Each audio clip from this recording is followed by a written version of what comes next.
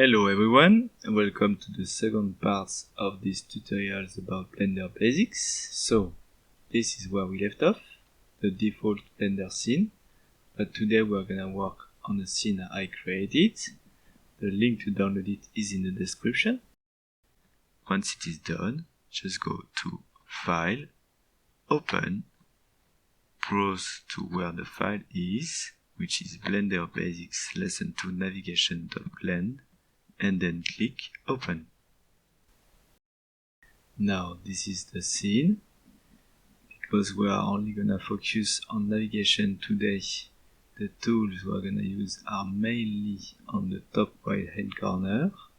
So this button determines what we see and how we see things, and these buttons are the navigation tools. As you can see, we are at the moment in wireframe shading mode, which means we can see the object's edges and we can see through, but it doesn't allow us to really see what's going on. So we're gonna switch to the solid shading mode by clicking this button, and now we can see the object's faces and mostly outside of them.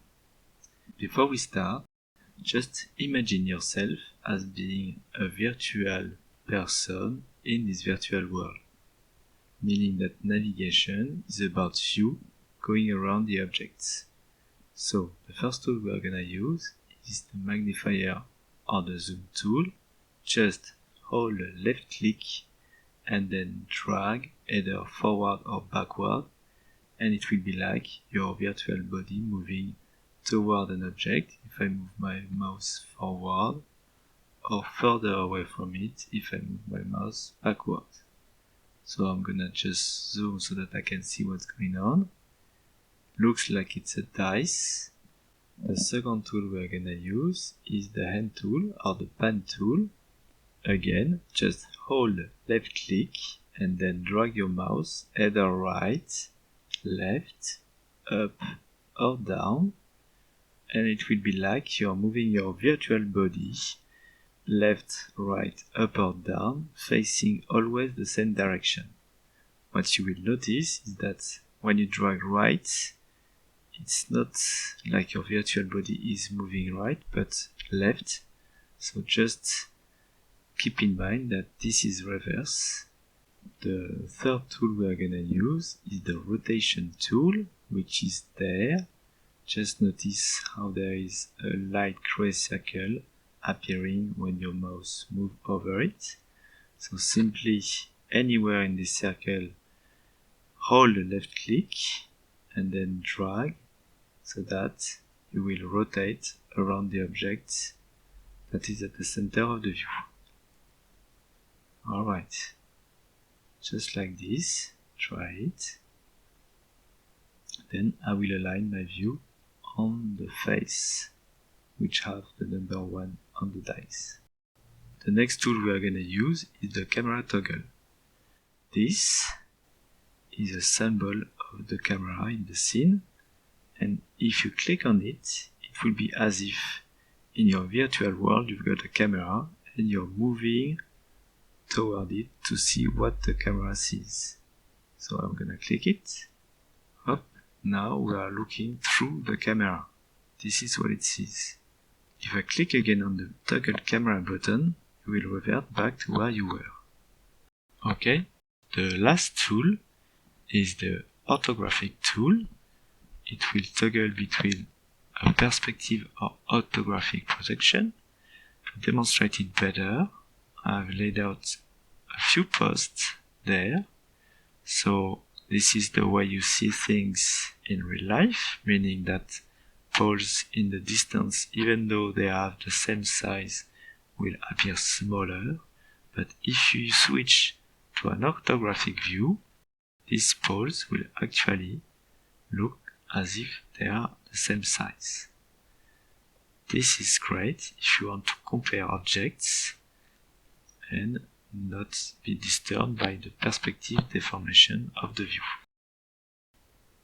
Now, let's talk about these labels and these colors. This represents the axis of the world. If I go back to perspective view and I rotate just a bit like that, I zoom out and then I will switch back to wireframe mode. You can see that there is a grid that represents the floor and the axis have a color. This red axis is the x-axis, so we can see it here.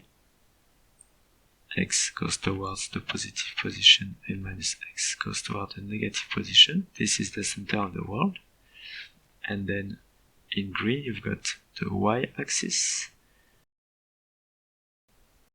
You've got then the z-axis, which represents the height. So positive z goes up and negative z goes down. So when you click on one of those circles, the view will snap to the axis in orthographic view. So let's say this is minus y. If I click on this button minus y, it's as if I would move here in the virtual world and switch to orthographic view. I will do that. I will be aligned on the minus y-axis. Same for the x-axis, for example. I will be standing here looking there, this direction. Okay. Now if you use this tool, you will automatically switch back to a perspective view. Let's now shift back to solid mode. Zoom in a bit on this dice. As an exercise, just to see if you now can manage the navigation tool yourself, I will give you a few seconds to use the tools on your own so that you can face the side of the dice which displays the number 6. Now I guess you've made it. For this, I'm just gonna zoom in a little bit, center my cube in the view, and then use the rotation tool to rotate around the dice until I find this face. Okay, this is it. Now, you can see there are a lot of other dices in the scene behind. So, your mission, if you accept it, is to navigate in the scene and to write down the letters that are behind every numbers. Then, if you discover the secret word, just write it down in the comments below to see if you manage to do it. I will give you a final tip. If you zoom in too much, after a while you will notice that it stops. This will prevent you from looking at the dice in the background, so you can use the 3D view menu, go to View, Navigation, and then Zoom Region. This will allow you to draw a rectangle, and the view will move where the rectangle is. Just like that. Now it's your turn to play. Hope you've enjoyed the lesson. See you next time. Bye.